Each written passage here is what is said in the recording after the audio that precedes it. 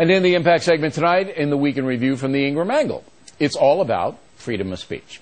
Joining us now from Washington, Miss Laura, the author of the big bestseller, The Obama Diaries, soon to be a stage presentation. We'll tell you about that at the end of the segment. Okay, you heard this. This is an absolutely anti-Fox News play. Juan was warned in February '09, as we've stated, not to broadcast the fact that he was an NPR analyst on this program. And now they found an opening to get him, and they got him. Yeah, the only reason that Juan Williams obviously was targeted is because he appears regularly on your show on Fox News, period. And this is beyond Juan Williams. I mean, Bill, you saw it with your little, event on The View last week. You know, I'm glad Whoopi Goldberg and Joy Behar are upset about Juan's firing. But they demonstrated last week an intolerance and an unwillingness on the part of the left to really get into the arena of ideas. You know, they always say, well, we're for all points of view. NPR has a segment called, show called All Things Considered.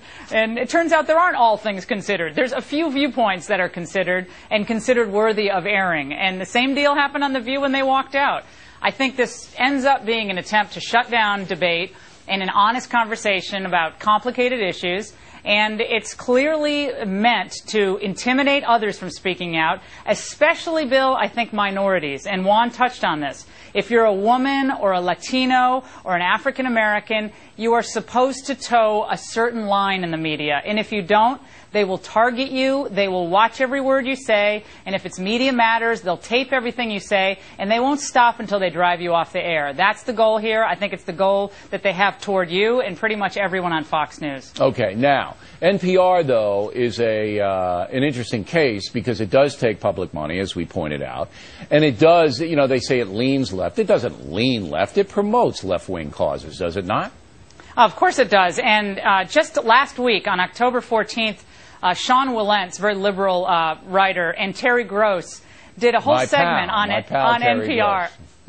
Stale air with Terry Gross, as I call it. But anyway, they did a little back and forth about the Tea Party. And the Tea Party was called wacko. Glenn Beck's opinion was called not much better than a pitcher full of warm spit. And basically everything the Tea Party did was extreme, and the Republican Party's filled with a bunch of extremists. So it turns out she can give her opinion on a whole, I would say the majority of Americans that are kind of tired with politics as usual. And yet Juan Williams says something that's his personal view of, he kind of feels uncomfortable in these situations. And that's somehow off limits? You can't do that? He crossed the line? Well, when does Terry Gross cross a line, according to Ms. Schiller? Apparently never. Well, look, I think this is healthy in the sense that Americans are now getting proof beyond a reasonable doubt that, number one, some portions of the media are corrupt. All right, we've linked in NPR to Soros. We know what they're doing over there. Oh, absolutely. Our tax dollars are being abused in the process. Number two, PC is on the run. It's on the run. I mean, I said this last night. Everywhere I go, people are giving me sandwiches and pizza and burgers. Yeah, I want you healthy here, Yeah, well, take home this lasagna. What you said last night to Juan, by the way, when he said, look, Bill, there are good Muslims and we have to be careful what we say. You came on him at that point and you said, look, I'm sick of this political correctness. I'm going to say what I believe.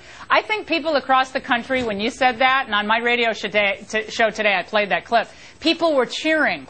It's all well and good to try to reach across and talk to other folks, and you do so on a daily basis. You did so on The View last week with all good intentions. But I think we have to recognize that the totalitarian tactics of the left, which I saw all the way back at Dartmouth College when I edited the Dartmouth Review. They were trying to shut down speech then, and those same people who were in the Ivy Leagues in the 1980s are now in positions of power, and they're trying to shut down debate today. The difference is we have Fox News and talk radio and bloggers, and people are on to their game. And 3 cheers for what Karl Rove said. I think we have a national momentum to defund NPR, and that's what should happen. I do believe that will happen. Laura, thanks very much as always. And for those of you in the Minneapolis area, Ms. Laura will be premiering her Obama Diaries show live there on October 30th.